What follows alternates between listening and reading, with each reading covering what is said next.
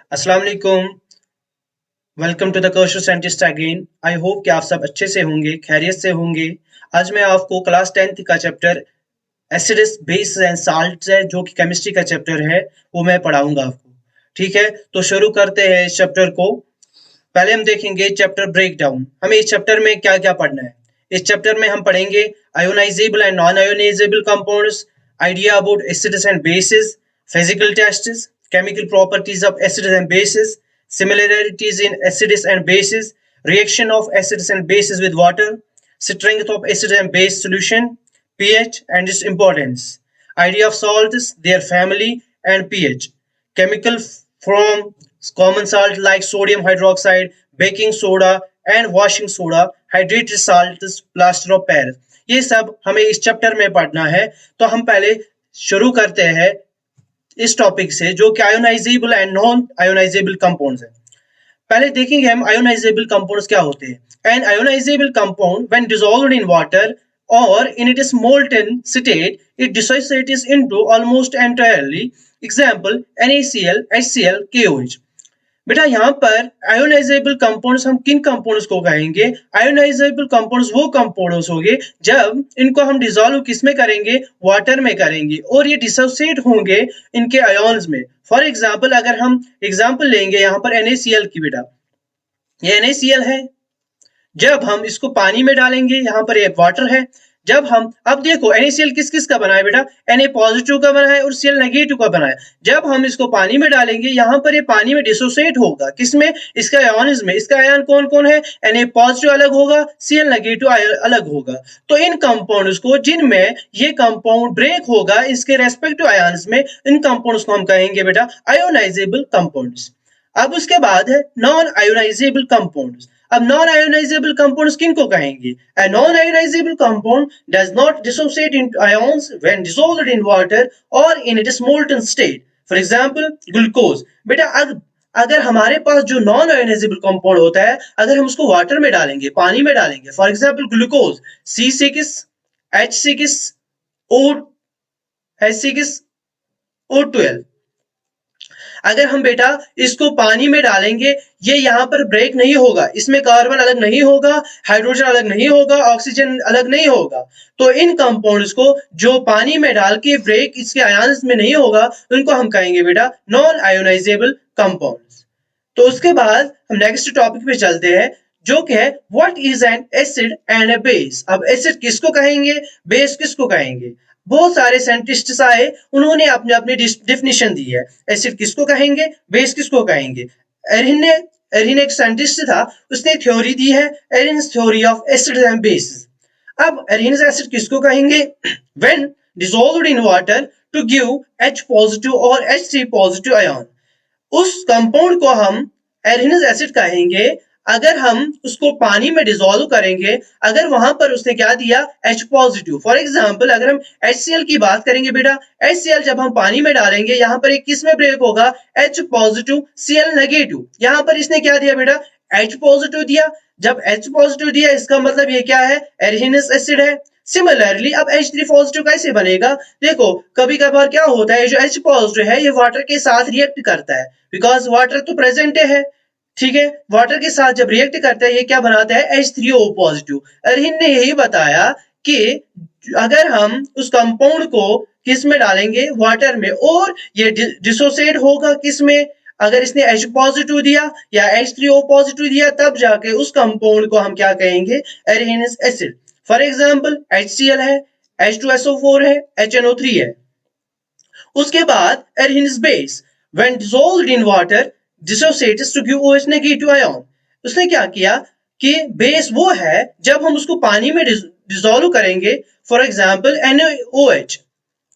अगर उस कंपाउंड ने क्या दिया इस पानी में, OH नेगेटिव आयन, तो उसको हम क्या कहेंगे बेटा, बेस कहेंगे। फॉर एग्जांपल जब NaOH को पानी में डालेंगे, एक किस में ब्रेक होगा, Na पॉजिटिव OH नेगेटिव। क्या बेटा इसने यहाँ पर OH दिया, हाँ दिया, तो इसका मतलब ये क्या है, एरिनस बेस। तो ये था Arrhenius theory of acids and base. Let us move towards the next topic, that is इसके बाद और एक साइंटिस्ट आया जिसका नाम था ब्रोंस्टेड। उसने भी एक थ्योरी दी, ब्रोंस्टेड लोरी थ्योरी। उसने क्या कहा, a Bronsted acid is H positive ion donor. Bronsted acid वो है जो H पॉजिटिव आयन को डोनेट करेगा। And Bronsted base is H positive ion acceptor. Bronsted base वो है जो H पॉजिटिव आयन को एक्सेप्ट करेगा। अगर हम बेटा यहाँ पर एग्जाम्पल लेंगे HCl प्लस NH3, उसने क्या दिया NH4 पॉजिटिव Cl नेगेटिव। यहाँ पर अगर हम देखेंगे बेटा HCl ने क्या किया, HCl ने H पॉजिटिव को डोनेट किया, यहां पर क्या बचा Cl नेगेटिव। तो H पॉजिटिव इसने डोनेट किया तो ये क्या हो गया, जो डोनर होगा वो हो गया ब्रोंस्टेड एसिड। और NH3 ने एक्सेप्ट करके क्या बनाया NH4 पॉजिटिव, जिसने एक्सेप्ट किया बेटा वो क्या है ब्रोंस्टेड बेस। तो यहां पर आप देखिए HCl क्या है ब्रोंस्टेड एसिड और Cl नेगेटिव इसको क्या कहते हैं, उसको हम कंजुगेटेड बेस। और NH3 क्या यहाँ पर है ब्रोंस्टेड बेस, इसका जो NH4 पॉजिटिव है वो कंजुगेट एसिड है इसका, किसका NH3 का कंजुगेट एसिड कौन है NH4 पॉजिटिव। एंड HCl का कंजुगेट बेस कौन सा है Cl नेगेटिव। ठीक है, ये थी different theories of acids and bases. अब इसके बाद जो टॉपिक है बेटा वो है फिजिकल टेस्ट। अब फिजिकली हम कैसे जान सकते हैं कि कौन सा एसिड है कौन सा बेस है। हमारे पास डिफरेंट टेस्ट्स आए कि जिससे हमें पता चले कि कौन सा एसिड है कौन सा बेस है। पहला टेस्ट जो है टेस्ट, हमने देखा कि कौन सा एसिड का टेस्ट कैसा होता है, बेस का टेस्ट कैसा आता है। And acid test sour where base test is bitter. Acid का जो टेस्ट होता है बेटा वो सोर होता है और जो बेस का टेस्ट होता है वो बिटर होता है। But the method of taste is not advised as an acid or a base could be contaminated or corrosive। बेटे गलती से भी मत करना कि हम एसिड को उठाएंगे मुंह में डालेंगे फिर देखेंगे कि ये सुअर है बिटर, ये गलती से भी मत करना। क्यों? बिकॉज अगर हम इसको डालेंगे का जो एसिड है वो कोरोसिव होते हैं, वो हमारे मुंह को जला सकते हैं। ठीक है, अब इसके बाद अब देखो ये तो टेस्ट हर किसी एसिड बेस के साथ हम नहीं कर सकते हैं। अब इसके बाद हमारे पास कुछ इंडिकेटर्स आए। अब देखेंगे effect on indicators by acids and bases. पहले जानेंगे इंडिकेटर क्या होता है। An indicator is a chemical substance which shows a change in its physical properties। Indicator एक केमिकल सब्सटेंस होता है जो चेंज दिखाता है किसमें, इसके फिजिकल प्रॉपर्टीज में। फिजिकल प्रॉपर्टी क्या होती है, कलर होता है, टेस्ट होता है, ऑर्डर होता है। अब देखिए यहां पर अगर हम देखेंगे यहां पर मेनली हम किसकी बात करेंगे, कलर और ऑर्डर की। जब हम उसको किसके कांटेक्ट में लाते हैं एसिड या बेस के, इनका क्या होता है चेंज, या कलर चेंज होगा या ऑर्डर चेंज होगा। उस बेसिस पे हम कहेंगे कि ये कंपाउंड क्या है, ये एसिड है या बेस है। हमारे पास देखो कौन कौन से इंडिकेटर्स है। पहला जो है वो है लिटमस। देखो लिटमस क्या होता है, जब ये न्यूट्रल सोल्यूशन होता है उसमें इसका कलर क्या होता है पर्पल होता है। और जब हम इस लिटमस को किस में डालते हैं एसिडिक सॉल्यूशन में, तो ये किस में कन्वर्ट होता है, रेड में होता है। और जब हम इसको क्या करते हैं काम, लिटमस सॉल्यूशन को बेसिक सॉल्यूशन में डालते हैं, उसका कलर जो होता है वो कैसे चेंज होता है, वो ब्लू होता है। ठीक है, अब देखो अब हमारे मार्केट में दो वेरिएंट्स है। अब हमारे पास वहां पर सॉल्यूशन नहीं होता है, वहां पर हमें आपने देखा होगा स्कूल में भी, वहां पर आपको पेपर्स में देखेगा लिटमस। वो क्या होता है, हमारे पास लैब में दो पेपर्स मिलते हैं, रेड लिटमस मिलता है और ब्लू लिटमस मिलता है। एसिड वो होता है जो कि ब्लू लिटमस को किस में कन्वर्ट करता है, रेड में। जब ब्लू लिटमस पेपर को रेड कलर चेंज होगा किस में, हम कहेंगे ये इसके कांटेक्ट में कौन आया, एसिड होगा। सिमिलरली अगर रेड लिटमस पेपर के कांटेक्ट में हम बेस लाएंगे और उसका कलर कैसा होगा बेटा, उसका कलर चेंज होगा ब्लू का। ठीक है, तो ये था लिटमस, ये एक इंडिकेटर था। उसके बाद हमारे पास दूसरा इंडिकेटर है मिथाइल ऑरेंज। जो न्यूट्रल सॉल्यूशन होता है मिथाइल का, उसका जो कलर होता है देखिए मिथाइल ऑरेंज, ऑरेंज ये नाम से ही पता चलता है न्यूट्रल सॉल्यूशन में इसका कलर कैसा होता है बेटा, ऑरेंज होता है। और जब हम एसिडिक सॉल्यूशन में क्या डालते हैं मिथाइल ऑरेंज, वहां पर उसका कलर एसिडिक सॉल्यूशन का कलर कैसा होता है, रेड होता है। और जब हम बेसिक सॉल्यूशन में मिथाइल ऑरेंज डालेंगे तो वहां पर बेसिक सॉल्यूशन का कलर कैसा होगा, येलो होगा। उससे हमें पता चलेगा कि ये एसिड है या बेस है या न्यूट्रल सॉल्यूशन है। अब देखो तीसरा इंडिकेटर है हमारे पास फिनोफ्थलीन। अब देखिए फिनोफ्थलीन जो होता है, जो न्यूट्रल सॉल्यूशन होता है वो कलरलेस होता है। न्यूट्रल सॉल्यूशन में उसका कोई कलर नहीं होता है। अगर हम देखेंगे, अगर हम फिर एसिडिक सॉल्यूशन में भी ये रिमेन्स कलरलेस, एसिडिक सॉल्यूशन में भी सेम रहता है, कलरलेस रहता है, वो कोई वहां पर चेंज नहीं दिखाता है कलर में। लेकिन जब हम इसको बेसिक सॉल्यूशन में डालते हैं, वहां पर ये कैसे बनता है, वहां पर उसका कलर जो होता है वो चेंज होता है, क्या बनता है, पिंक कलर होता है किस सॉल्यूशन में, बेसिक। ये रहा हमारे पास, ये थे हमारे पास 3 इंडिकेटर्स, कौन कौन, लिटमस, मिथाइल ऑरेंज एंड फिनोक्टिलीन, जिससे हमें पता चले कि कौन सा एसिड है, कौन सा बेस है। अब हम चलेंगे chemical properties of acids and basis, जो कि हम देखेंगे इसमें रिएक्शंस, जो एसिड्स एंड बेसिस वो कैसे रिएक्ट करते हैं। ठीक है, अब पहले हम पढ़ेंगे reaction of acids and basis with metals. जो एसिड एंड बेस रिएक्ट करते हैं मेटल के साथ, वो प्रोडक्ट में क्या बनाते हैं। देखो, जब एसिड प्लस एक्टिव मेटल, ये क्या क्या देता है, salt plus water plus heat. यहां से देखो, फॉर एग्जांपल HCl है, ये क्या है, एसिड है। Mg यहाँ पर मेटल है, जब इसने इसके साथ रिएक्ट किया, इसने यहाँ पर बनाया साल्ट MgCl2 प्लस, और यहाँ पर लिबरेट किया hydrogen gas plus some heat. And अगर सिमिलरली अगर हम देखेंगे, जब बेस किसके साथ रिएक्ट करता है, मेटल के साथ, यहाँ पर ये क्या बनाता है, salt plus hydrogen plus heat. यहाँ पर भी ये salt plus hydrogen plus heat देता है। ठीक है बेटा, यहाँ पर भी लिबरेट होता है हाइड्रोजन, यहाँ पर भी लिबरेट होता है हाइड्रोजन। दैट मीन्स हम ये कह सकते हैं, in both cases hydrogen is liberated when acid and a base is reacted with metals. Okay, अब देखो यहाँ पर सिंपली कौन सी रिएक्शन होती है बेटा, a more reactive metal displaces the less reactive metal from its base। Simply यहाँ पर डिस्प्लेसमेंट रिएक्शन होती है। यहाँ पर देखो, अब देखो Mg किसको रिप्लेस करता है, H को, तो इसने यहाँ पर क्या किया, डिस्प्लेसमेंट रिएक्शन हो गई किस किस के दरमियान, Mg एंड H के बीच में। Mg ने H को रिप्लेस किया, H यहाँ पर H हाइड्रोजन बाहर निकला, तो इसने किसकी जगह ली, हाइड्रोजन की जगह। सिमिलरली यहाँ पर किसने क्या किया, जिंक ने क्या किया, सोडियम की जगह ली, तो इसने डिस्प्लेस किया किसको, सोडियम को। तो यहां पर भी क्या, कौन सी रिएक्शन हो गई बेटा, यहां पर भी डिस्प्लेसमेंट रिएक्शन हो गई। सिमिलरली अगर हम यहां पर देखेंगे, यहां पर जो Na है, सोडियम, उसने किसकी जगह ली है, Mg की, और इसने बनाया NaOH प्लस Mg। तो यहां पर सिंपली क्या होता है, जो हाई रिएक्टिव मेटल होता है, वो लेस रिएक्टिव मेटल को क्या करता है, डिस्प्लेस। इसके बाद चलते हैं दूसरे रिएक्शन पे, जो कि है reaction of acids with metal carbonates and bicarbonates. Acid metal and bicarbonate के साथ कैसे रिएक्ट करता है। एसिड जब मेटल कार्बोनेट या बाइकार्बोनेट के साथ रिएक्ट करता है, यहां पर ये क्या क्या बनाता है, salt plus water plus carbon dioxide. अब देखिए HCl क्या है, एसिड है, ये किसके साथ किया, मेटल कार्बोनेट, कैल्शियम कार्बोनेट के साथ, इसने क्या बनाया, CaCl2 साल्ट है, और वाटर बनाया, और यहां पर क्या बनाया, कार्बन डाइऑक्साइड।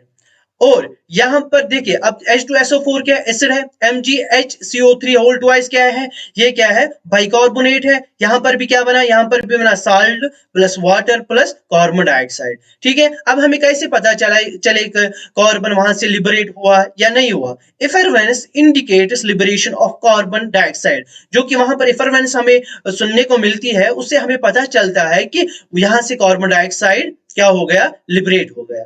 ये थी सेकंड रिएक्शन। अब इसके बाद तीसरी रिएक्शन जो है, वो है न्यूट्रलाइजेशन रिएक्शन। अब देखिए, reaction of metal oxides and hydroxides with acids. अब देखो, रिएक्शन जो मेटल ऑक्साइड्स है एंड हाइड्रोक्साइड्स है, ठीक है, हम देखेंगे एसिड्स के साथ ही कैसे रिएक्ट करते हैं। मेटल ऑक्साइड्स और metal hydroxides are basic in nature. जो मेटल ऑक्साइड्स होते हैं या मेटल हाइड्रोक्साइड्स, उनका नेचर कैसा होता है, बेसिक। देखो, न्यूट्रलाइजेशन रिएक्शन, जब एसिड प्लस बेस वो क्या बनाता है, salt plus water plus heat. यहां पर देखो, H2SO4 क्या है, H2SO4 एसिड है, MgO क्या है, ये मेटेलिक ऑक्साइड है। यहां पर क्या बनाया गया है, MgSO4 प्लस वाटर। देखो यहां पर भी क्या दिया इसने, साल्ट प्लस वाटर। हमने ऊपर ही देखा, जो मेटल ऑक्साइड्स होते हैं और मेटल हाइड्रोक्साइड्स, वो बेसिक इन नेचर होते हैं। जब ये बेसिक इन नेचर, ये सिंपली हो गई ना acid base reaction. Acid base reaction में हमें क्या मिलेगा, जब एसिड रिएक्ट बेस, वो हमें देता है salt plus water plus heat. Similarly यहाँ पर जब क्या होगा, ये HCl एसिड है, ये मेटल हाइड्रोक्साइड्स के साथ रिएक्ट करेगा, ये यहां पर देगा salt plus water, MgCl2 plus 2 times water, और कुछ हीट यहां से लिबरेट होगी। अब इसके बाद है reaction of non metal oxides with basis. अब देखिए जो नॉन मेटल ऑक्साइड्स होते हैं वो एसिडिक इन नेचर होते हैं। जब एसिडिक इन नेचर होंगे तो जब ये किसके साथ, बेस के साथ रिएक्ट करेगा तो ये यहाँ पर क्या बनाएंगे, सिमिलर प्रोडक्ट बनाएंगे, salt plus water plus heat. तो इसका मतलब यहाँ पर देखिए आप NaOH क्या है, बेस है, कार्बन डाइऑक्साइड क्या है, नॉन मेटल ऑक्साइड है। तो नॉन मेटल ऑक्साइड क्या होता है, एसिडिक इन नेचर। तो ये सिंपली हो गई एसिड बेस रिएक्शन। यहाँ पर क्या बनेगा हमें, साल्ट प्लस वाटर, तो इसलिए यहाँ पर हमें बना Na2CO3 प्लस H2O। तो सिंपली यहाँ पर हमें खाली ये पॉइंट ध्यान रखना है कि मेटल ऑक्साइड्स और metal hydroxides are basic in nature and non metal oxides are acidic in nature. ये पॉइंट तो दिमाग में रखना है। फिर पता ही है एसिड प्लस बेस वो हमें क्या प्रोडक्ट देता है, salt plus water plus heat. Let us move further. अब इसके बाद है acids and basis in water. देखो जब हम क्या करते हैं कि एसिड्स को हम या बेसिस को हम किस में ऐड करते हैं, वाटर में डालते हैं। एसिड या बेस को किस में डालते हैं, वाटर में, एसिड या बेस को। यहाँ पर सिंपली क्या होता है, यहाँ पर आयोन्स में ब्रेक होता है। हमने देखा पहले ही, अगर हमारे पास क्या है HCl, ये एसिड है, HCl को वाटर में डालिए, किस में ब्रेक होगा, H पॉजिटिव Cl नेगेटिव, ये इसके आयोन्स में कम ब्रेक हो गया। तो सिमिलरली अगर हम NaOH देखेंगे, यहाँ पर ये बेस है, जब हम इसको पानी में डालेंगे ये यहाँ पर क्या देगा, Na पॉजिटिव अलग होगा, OH नेगेटिव अलग होगा। यहाँ पर हो गया सिंपली क्या हो गया, ये ब्रेक हो गए इसके आयोन्स में। तो ये किस में हेल्प करते हैं, कंडक्टिंग इलेक्ट्रिसिटी। देखो ऐसे हम देखेंगे जो पानी होता है प्योर वाटर, वो कंडक्ट इलेक्ट्रिसिटी नहीं करते। जब हम इसको इसमें एसिड या बेस डालेंगे, वहां पर क्या होंगे, ये ब्रेक हो गए किसके, इसके आयन्स में, और वहां पर क्या बनेगा, हमें Na पॉजिटिव OH नेगेटिव या Cl नेगेटिव वहां पर आयन्स मिलेंगे। उसकी वजह से वहां पर क्या होगी, इलेक्ट्रिसिटी कंडक्ट होंगी। Let us move further. अब देखो, अब हमें देखना है कि difference between base and alkali. Base and alkali में क्या डिफरेंस होती है, पहले हम देखेंगे। जो बेस होती है, base undergo neutralization reaction with acid. जो बेस होती है वो न्यूट्रलाइजेशन रिएक्शन के एसिड्स के साथ करती है। फॉर एग्जांपल हमने देखा पिछली, acid plus base give salt plus water plus heat. Okay, they are comprised of metal oxides. ये किसके बने होते हैं, metal oxides, metal hydroxides, metal carbonates and metal bicarbonates. अगर हम देखेंगे, most of them are soluble in water. जो ज्यादातर बेसिस होती है वो सॉल्युबल होती है किसमें, वाटर में। अब अल्कली क्या होती है, an alkali is an aqueous solution of base. Alkali क्या होती है, ये एक्वस सॉल्यूशन होती है बेस। एक्वस का मतलब क्या होता है, वाटर। जब हम बेस को किसके साथ मिलाते हैं, वाटर के साथ, तो क्या बनाती है, अल्कली। मेनली मेटेलिक हाइड्रोक्साइड, ज्यादातर कौन से होते हैं, metallic hydroxide. It dissolves in water and dissociates to give OH negative ions. जब ये डिसॉल्व होती है वाटर में, तो वहां पर क्या देते हैं, OH negative ion. All alkalis are bases. यहां पर आप ध्यान रखो, सारे अल्कलीज क्या होती है, bases, but not all bases are alkali. ठीक है, ये था difference between base and alkali. इसके बाद जो हमारा टॉपिक है वो है dilution, strength of acid and bases. अब देखते हैं डाइल्यूशन क्या होता है। Dilution is the process of reducing the concentration of solution by adding more solvent, usually water, to it. It is highly exothermic process to dilute an acid. The acid must be added to water and not the other way round. अब देखो dilution क्या होता है बेटा, ये एक process होती है जिसमें क्या होगा, फॉर एग्जांपल हमारे पास ये एक सॉल्यूशन है, उसमें कुछ सोल्यूट होता है और सॉल्वेंट होता है। उसमें सोल्यूट की कंसंट्रेशन कुछ होती है। जब हम क्या करते हैं काम, हम यहाँ पर सॉल्वेंट ज्यादा ऐड करते हैं, ज्यादातर हम इसमें वाटर ऐड करते हैं। क्यों करते हैं, ताकि जो कंसंट्रेशन होगी वो डिक्रीज होगी।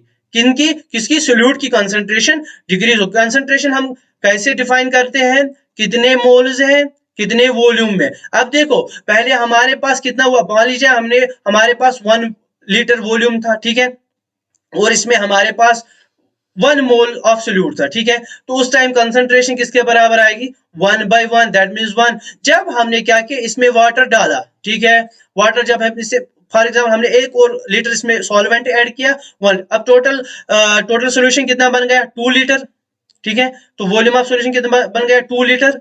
और ये नंबर ऑफ मोल्स, वो सोल्यूट कितना है, वो वैसे ही जो पहले था 1, 1 मोल, तो यहां पर कितना आया 0.5। अब कंसंट्रेशन क्या हो गई, डिक्रीज। कैसे हो गई, जब हम इसमें क्या किया, सॉल्वेंट को ऐड किया, वहां पर क्या हो गई, कंसंट्रेशन डिक्रीज होगी। और ये प्रोसेस क्या होती है, एक्सोथर्मिक। हम ये नहीं कर सकते कि एसिड को हम वाटर डालेंगे, बेटा ये हाईली एक्सोथर्मिक, वहां पर आग लग सकती है, वहां पर ब्लास्ट हो सकता है। तो हमेशा जब भी हमें डाइल्यूशन करना होगा तो हम क्या करेंगे, हम सॉल्यूशन को क्या करेंगे, उसमें पानी डालेंगे।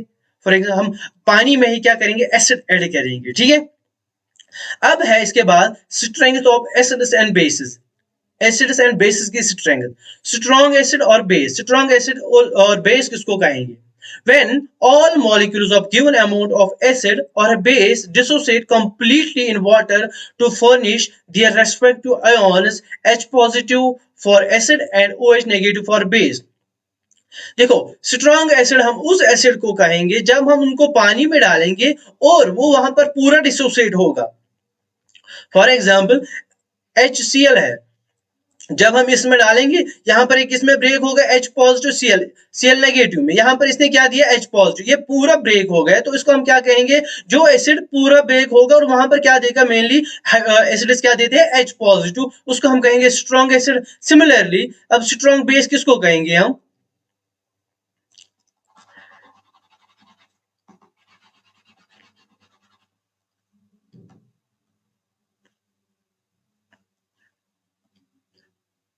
Strong base.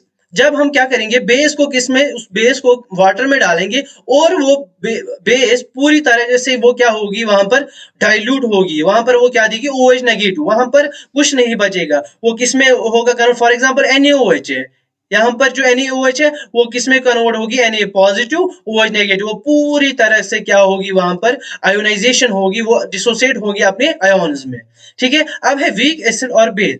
When only a few of the molecules of a given amount of an acid or a base dissociates in water to furnish their respective ions, H positive for acid and OH negative for acid। अब देखो, weak base या acid जब होता है, जब हम उसको किसमें डालते हैं, पानी में, ठीक है, गिवन अमाउंट ऑफ वाटर में डालेंगे, ये पूरी तरीके से डिसोसिएट नहीं होगी। फॉर एग्जाम्पल हमारे पास कोई बेस है, वीक बेस है, जब हम इसको पानी में डालेंगे वो पूरी तरह से डिसोसिएट नहीं होगी, वहां पर कुछ वो देगी, OH नेगेटिव देगी वो, ठीक है, या H पॉजिटिव एसिड देगा, लेकिन वहां पर वो पूरा नहीं होगा, सारे जितने कंपाउंड वो पूरे डिसोसिएट नहीं होंगे, तो उसको हम क्या कहेंगे, वीक एसिड और वीक बेस। अब इसके बाद है dilute acid and concentrated acid. अब देखो डाइल्यूट एसिड क्या होता है, contains less number of H positive ions per unit volume. पहले ही बताया मैंने, जब देखो डाइल्यूट किसको कहेंगे, अगर ज्यादा ज्यादा हम यूनिट वॉल्यूम लेंगे, ठीक है, अगर इसमें हमें जो H पॉजिटिव आयंस है वो क्या होते हैं, कम होते हैं, ठीक है, उसको क्या कहेंगे हम बेटा, उसको हम कहेंगे डाइल्यूट सॉल्यूशन। अगर हम फिर वही लेंगे, इतना ही वॉल्यूम लेंगे, लेकिन यहाँ पर जो होंगे, यहाँ पर H पॉजिटिव आयन होंगे वो इस वॉल्यूम में, फॉर एग्जांपल इसमें 10 थे, अब इसी वो इतने ही वॉल्यूम में 20 है या 30 है, तो उसको हम क्या कहेंगे, कंसंट्रेटेड एसिड। ओके, अब है यूनिवर्सल इंडिकेटर, किसको कहेंगे हम, a universal indicator has pH range from 0 to 14 that indicates the acidity or alkalinity of solution। हमारे पास एक यूनिवर्सल इंडिकेटर है जो कि हमें दिखाता है कोई भी एसिड है, बेस है, एसिडिक कितना है, बेसिक कितना है, या एसिडिटी कितनी है इसमें, या अल्कलिनिटी कितनी है, वो हम कैसे देखते हैं, पीएच। पीएच क्या होता है, पावर ऑफ हाइड्रोजन और पोटेंशियल ऑफ हाइड्रोजन। अगर हम देखेंगे पीएच को हम डिफाइन करते हैं, pH is equal to negative log of H positive concentration to the base of 10। यहाँ पर जो लॉग की जो बेस होती है वो 10 होती है और H पॉजिटिव कंसंट्रेशन लेती है नेगेटिव, वो हमें क्या देता है, पीएच। अगर हम प्योर वाटर की बात करते हैं, प्योर वाटर की जो कंसंट्रेशन होती है वहां पर H पॉजिटिव भी कंसंट्रेशन सेम होती है, जितना H पॉजिटिव होता है उतना ही OH नेगेटिव होता है, और वो किसके बराबर होता है, 10 रेज पावर -7 मोल पर लीटर। ये अगर हम प्योर वाटर की बात करेंगे तो H पॉजिटिव कितना होता है, 10 रेज पावर -7 मोल पर लीटर, ठीक है। अगर हम पीएच की बात करेंगे, पीएच किसके बराबर आएगा इसका, negative log to the base 10 H positive concentration.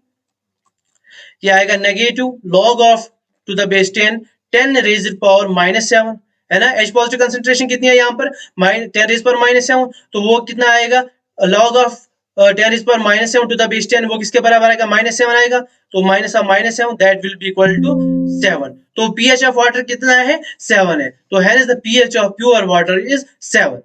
अब है pH स्केल। हमारे पास स्केल है, जैसे हमारे पास जो ज्योमेट्री बॉक्स में स्केल होती है उससे हम क्या नापते हैं डिस्टेंस नापते हैं, इसी तरीके से हमारे पास स्केल है जिससे हमें पता चलता है कि किस रेंज में एसिड होता है किस रेंज में बेस होती है। फॉर एग्जांपल अगर हम देखेंगे अगर pH, देखो जो pH स्केल होती है उसका जो रेंज होता है वो 0 to 14 होता है, ठीक है। और अगर pH लेस देन ये 7 होता है, 7 क्या होगा न्यूट्रल, बिकॉज यहाँ पर ये pH ऑफ वाटर कितना है 7 है, तो अगर लेस देन 7 होगा तो वो एसिडिक सॉल्यूशन होगा। जिस सॉल्यूशन का pH लेस देन 7 होगा वो कौन सी सॉल्यूशन होगी एसिडिक सॉल्यूशन, और जिस सॉल्यूशन का pH ग्रेटर देन 7 होगा वो कौन सी सॉल्यूशन होगी बेसिक सॉल्यूशन, ठीक है। और जो न्यूट्रल सॉल्यूशन होगा उसका pH कितना होगा 7। यही यहाँ पर दी है pH स्केल, यहाँ पर आप देख सकते हो 0 to 6 क्या है बेटा एसिडिक सॉल्यूशन है, ठीक है। और 7 पे क्या होती है न्यूट्रल सॉल्यूशन है, और 8 to 14 क्या है ये अल्कलाइन सॉल्यूशन या basic solution. Okay, let us move further. अब देखो हमने pH पढ़ा कि pH रेंज किसको हम एसिड कहेंगे on the base of pH, अगर लेस देन 7 होगा तो एसिड होगा, ग्रेटर देन 7 होगा तो बेस होगा। लेकिन अब देखेंगे इंपॉर्टेंस इस pH की इंपॉर्टेंस क्या है हमारे लाइफ में, एवरीडे लाइफ में क्या इंपॉर्टेंस है pH की। pH sensitivity of plants and animals, जो प्लांट्स एंड एनिमल्स वो कितने सेंसिटिव होते हैं pH के, पहले हम देखेंगे pH। Plants and animals are sensitive to pH, जो प्लांट्स एंड एनिमल्स होते हैं वो वो पीएच सेंसिटिव होते हैं। क्रूशियल लाइफ प्रोसेसेस अगर हम देखेंगे digestion of food, functions of enzyme and hormones happen at a certain pH value. जो डाइजेशन होती है या फंक्शन ऑफ एंजाइम्स या हार्मोन्स वो एक सर्टेन वैल्यू पे अगर वहां पर पीएच वहां पर कुछ वैल्यू होता है उसी वैल्यू पे वहां पर वो प्रोसेस होती है। अगर वो वहां पर पीएच वो मेंटेन नहीं रहेगा तो वो प्रोसेस वहां पर नहीं होगी, ठीक है। दूसरा है pH of soil. The pH of soil optimal for the growth of plants or crops is 6.5 to 7.0। अगर सॉइल का pH 6.5 to 7.0 नहीं होगा तो वहां पर वो जो ग्रोथ ऑफ प्लांट्स वो अच्छी तरीके से नहीं होगी या नहीं होगी, तो यहां पर भी pH का बहुत ही इंपॉर्टेंट रोल है। तीसरा pH in the digestive system। The process of digestion happens at a specific pH in our stomach which is 1.5 to 4।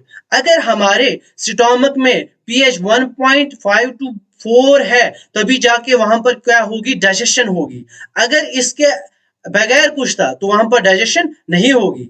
The pH of interaction of enzymes while food is being digested is influenced by HCl in our stomach। जो pH होता है जो pH of the interaction of enzymes while food is being digested is influenced by HCl in our body। जब food digest होता है वहां पर जो pH कौन मेंटेन करता है, जो HCl होता है हमारे स्टोमक में वही मेंटेन करता है, ठीक है। और जो चौथी प्रॉपर्टी है pH is in tooth decay. pH क्या रोल है टूथ डिके में। Tooth decay happens when the teeth are exposed to acidic environment of pH 5.5 and below। अगर हमारे मुंह में जो pH होगा वो लेस देन 5.5 होगा, दैट मीन्स ज्यादा एसिडिक होगा, तो हमारे जो टूथ होगे वो खराब होगे, वहां पर टूथ डिके होगा। Let us move further, that is fifth pH of self-defense by animals and plants। Acidic substances are used by animals and plants as a self-defense mechanism। For example, bee and plants like nettle secrete a highly acidic substance for self-defense। These secreted acidic substances have a specific pH। कुछ animals या plants को क्या चाहिए self defence के लिए, वो क्या उनको क्या चाहिए होता है हाईली एसिडिक सब्सटेंस या कुछ सर्टेन पीएच मेंटेन होना चाहिए वो कुछ सब्सटेंस, तभी जाके वो क्या करते हैं सेल्फ डिफेंस कर सकते हैं। दीज सेक्रेटेड एसिडिक सब्सटेंस है उनका कुछ क्या होता है उनका स्पेसिफिक पीएच होता है। तो ये था सारा about pH and pH in everyday life. तो इसी के साथ आज का लेक्चर खत्म होता है। तो अगर लेक्चर अच्छा लगा तो सब्सक्राइब और शेयर कीजिए। बाकी थैंक यू।